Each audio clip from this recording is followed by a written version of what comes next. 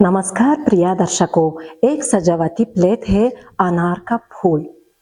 प्रिय दर्शकों, ताजिकिस्तान में सबसे प्रसिद्ध सजावटी प्लेट के आर्ट में से एक है कुंदाल।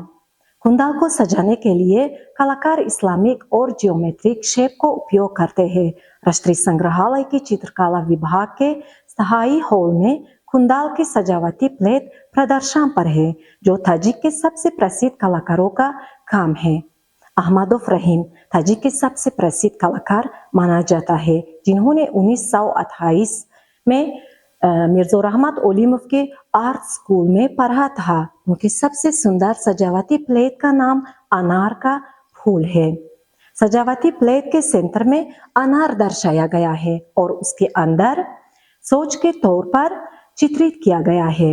कलाकार ने इस चित्र में पेंटिंग को इस्लामिक और जियोमेट्रिक पेंटिंग के सबसे सुंदर दर्शाया गया है। प्रिय दर्शकों, यदि आप कुंदाल के बारे में और जानना चाहते हैं और इस सुंदर सजावटी प्लेट के बारे में करीब से परिचित होना चाहते हैं, तो राष्ट्रीय संग्रहालय में आपका स्वागत है।